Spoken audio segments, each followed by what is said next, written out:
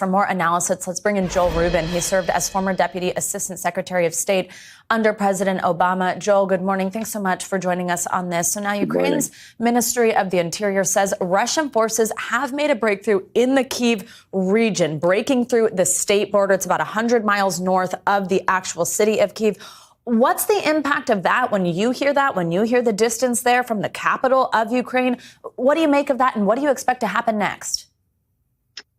Well, Savannah, this is a crime against the Ukrainian people. It's a crime against international law. It's a violation of standards that we have been living by in the United States and with Europe for 7+ decades. And so the reaction is going to be very strong in public condemnation. The United Nations meeting has been meeting. The European Union will be meeting, and there will be penalties associated with this. The capital of Ukraine should not be a target. None of Ukraine should be a target. But Vladimir Putin is clearly doing what our administration always said it looked like he wanted to do. And this is a very dangerous moment.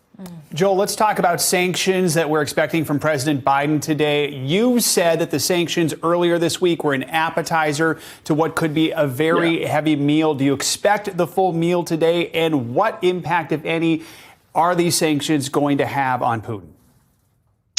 Well, unfortunately, it looks like the customer really did want to go for the full meal. And here he is, and he's going to get it. These sanctions are going to be punishing. It's a package that the White House has been putting together in partnership with our allies in Europe for months. The diplomacy behind this is fantastic in terms of orchestrating it. Of course, it's for a very dark and dangerous moment. But nonetheless, here we are. And Vladimir Putin has brought this on. We're talking about financial sanctions that will have a major impact on Russia's economy, raising its inflation in its stock market, looks for to have it plummet.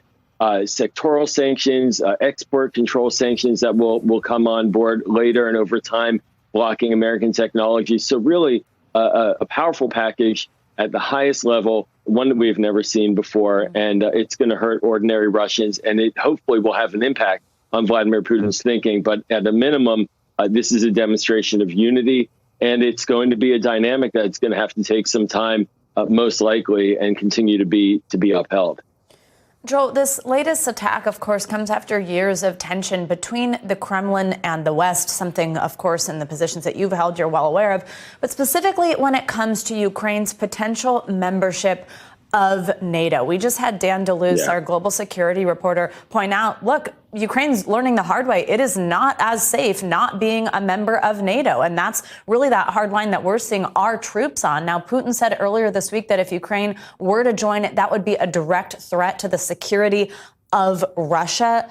Explain that being his position. Why is that? And what does that ultimately mean we are to do with that?